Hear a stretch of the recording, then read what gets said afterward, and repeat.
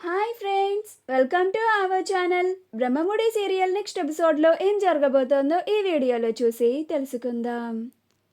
Raj death certificate మీద మీరు సంతకం పెట్టి తీరాల్సిందే అని గోల చేసిన రుద్రాని అసలేం జరిగింది అని తెలుసుకోవడానికి ఈ వీడియోని స్కిప్ చేయకుండా ఎండ్ వరకు చూసేయండి.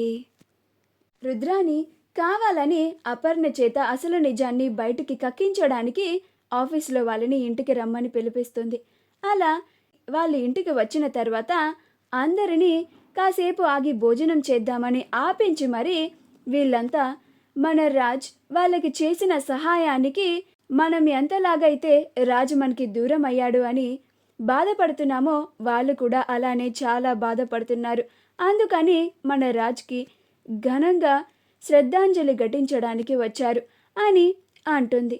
ఆ మాట వినగానే అపర్ణకి చాలా కోపం వస్తుంది. అప్పుడు అపర్ణ, రుద్రాని, నేను నీకు ఇప్పటికీ చాలాసార్లు చెప్పాను, రాజు చనిపోలేదు, బ్రతికే ఉన్నాడు అని. బ్రతికున్న వాళ్ళకి శ్రద్ధాంజలి ఘటించడం ఏంటి, నీ పిచ్చి కాకపోతే అని అంటుంది. అప్పుడు రుద్రాని, పిచ్చి నాకు కాదు వదిన, మన రాజు చనిపోయాడు అని పోలీసులు కూడా రుజువులతో సహా నిరూపించారు. కానీ నువ్వు ఇప్పుడు రాజ్ బ్రతికే ఉన్నాడు అని అంటున్నావు, అందుకు రుజువేంటి అని అంటుంది.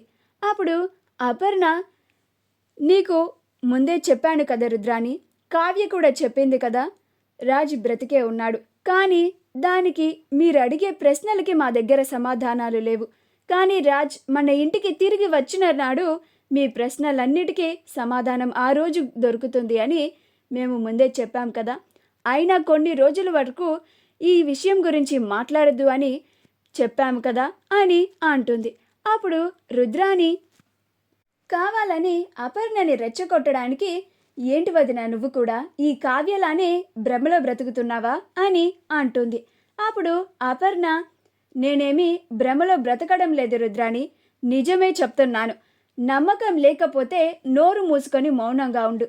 అంతేకాని ఇలా ఆఫీసు నుంచి ఎంప్లాయీస్ని మన ఇంటికి పంపించి నా కొడుక్కి శ్రద్ధాంజలి ఘటించడానికి వచ్చారు, దానికోసం వచ్చారు, దీనికోసం వచ్చారు అని అంటే మాత్రం పళ్ళు రాళ్ళ కొడతాను అని అంటుంది.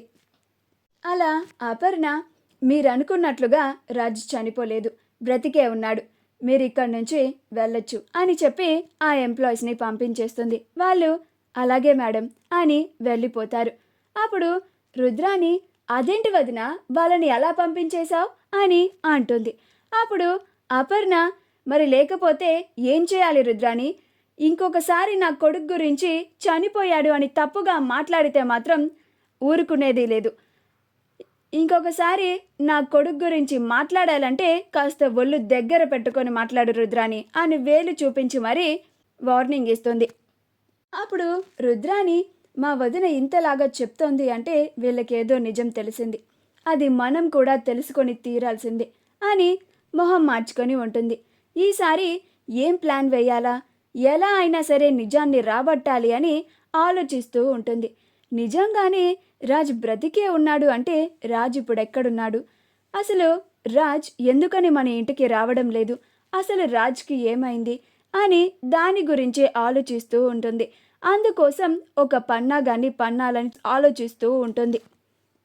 అలా రుద్రానికి ఒక ఆలోచన వస్తుంది.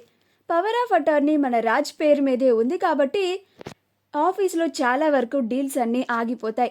అవన్నీ మళ్ళీ సక్రమంగా నడవాలి అంటే రాజ్ సంతకం ఖచ్చితంగా కావాలి. ఇప్పుడు రాజ్ ఈ ఇంటికి నిజంగా వస్తాడా రాడా అనడానికి సరైన అవకాశం దొరికింది. అలా మధ్యలో ఆగిపోయిన డీల్స్, ఆ క్లయింట్స్ని ఇంటికి వచ్చేలాగా చేస్తాను. రాజ్ బ్రతికి లేడు, డెత్ సర్టిఫికేట్ ఉంది అని చెప్పి వాళ్ళకి అది చూపిస్తాను.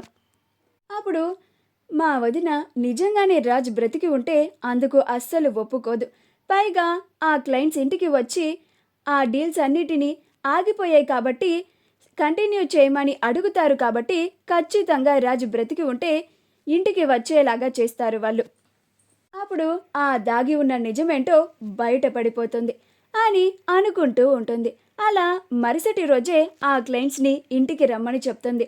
అప్పుడు కావ్య, ఏంటండి ఇంటికి వచ్చారు అని అంటుంది. అప్పుడు వాళ్ళు, రాజ్ సార్ ఉన్నప్పుడు బిల్స్ అన్నీ ఎలాంటి ప్రాబ్లమ్స్ లేకుండా, పెండింగ్ లేకుండా సరిగ్గా ఉండేవి మేడం.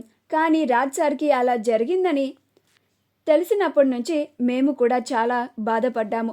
రాజ్ సార్ లేకపోవడం వల్ల చాలా బిల్స్ పెండింగ్లో పడిపోయాయి మేడం. ఇప్పుడు అవి మళ్ళీ సక్రమంగా నడవాలి అంటే రాజ్ సార్ సైన్ కావాలి.